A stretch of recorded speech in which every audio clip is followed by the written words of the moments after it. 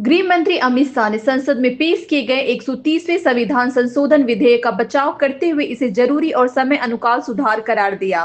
शाह ने विपक्षी दलों की आलोचना को खारिज करते हुए कहा कि उसमें व्यावहारिकता का अभाव है। इसी बीच पूर्व उपराष्ट्रपति जगदीप धनखड़ के अचानक इस्तीफे पर प्रतिक्रिया देते हुए अमित शाह ने साफ किया कि इससे किसी तरह की राजनीतिक वजह नहीं है।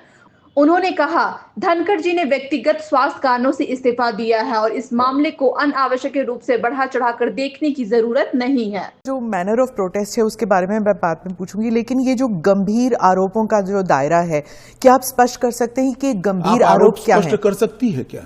हाँ, तो वही मैं आपसे तो जरा पूछिए आरोप। तो क्या आरोप हो सकते हैं? कैपिटल मतलब मर्डर, रेप, ऐसे वाले जो नहीं, पहले विपक्ष का इस बिल में विरोध क्या है वो तत्वतः आप बता सकती है क्या? इसका मूल विरोध का कारण जो विपक्ष ने मीडिया को समझाया होगा, हाँ, वो आप हमें बताइए। तो वो तो कह रहे हैं कि आप इस बिल के जरिए आप जो इलेक्टेड रिप्रेजेंटेटिव है, जिनके पास मैंडेट है और जिनका जनाधार से कनेक्शन है, आप उसको उलट रहे हैं और आप 30 डेज में आप बेल नहीं मिलेगा तो वो हट जाएंगे।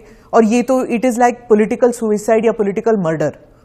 देखिए, इस देश में आज एनडीए के मुख्यमंत्रियों की संख्या ज्यादा है। प्रधानमंत्री भी एनडीए के हैं, श्री नरेंद्र मोदी प्रधानमंत्री। तो ये बिल सिर्फ विपक्ष के लिए क्वेश्चन खड़ा नहीं करता, हमारे मुख्यमंत्रियों के लिए भी क्वेश्चन खड़ा करता है। मैंने जो सुना वो कह रहे कि आपके लोगों के सामने एफआईआर नहीं होती है। ये जनता को गुमराह करे। उनको मालूम है कि किसी भी व्यक्ति के खिलाफ आरोप है तो आप पब्लिक इंटरेस्ट लिटिगेशन के माध्यम से कोर्ट के सामने जा सकते हैं। कोर्ट ऑर्डर करेगी कि इनके खिलाफ एफआईआर करो। अगर ज्यादा ही गंभीर मामले हैं तो कोर्ट मॉनिटर भी करती है। इसमें पक्ष विपक्ष कहां आता है? ये एक सेकंड, मेरी बात पूरी नहीं हुई है। इसमें पक्ष विपक्ष नहीं आता है। और दूसरी बात, इसमें 30 दिन तक जमानत का प्रावधान किया गया है।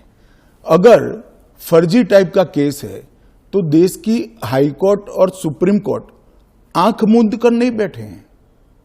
किसी भी केस में हाई कोर्ट और सुप्रीम कोर्ट को जमानत देने का अधिकार है। अगर जमानत नहीं मिलती है तो आपको पद छोड़ना पड़ेगा।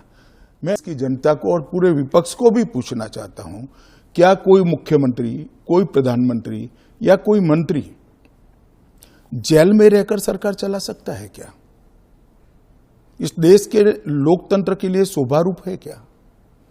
और अगर 30 दिन के बाद जमानत मिल जाती है तो वो फिर से शपथ ले सकते हैं। हम multi party parliamentary democratic system में है।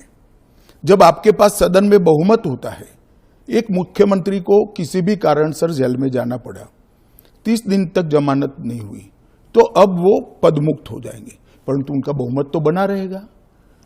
जैसे ही मुक्त होंगे वो फिर से मुख्यमंत्री बन सकते हैं।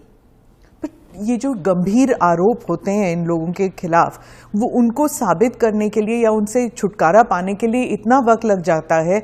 आप जैसे जो डेमोक्रेसीज हैं, बाकी डेमोक्रेसीज हैं, वहां पे क्या होता है कि वो जब बिल्स की बात हो रही है और पारदर्शिता की बात हो रही है, तो मैं वाइस प्रेसिडेंट इलेक्शन पर आऊंगी, पर उससे पहले पूछूंगी कि धनखड़ साहब के साथ क्या हुआ था।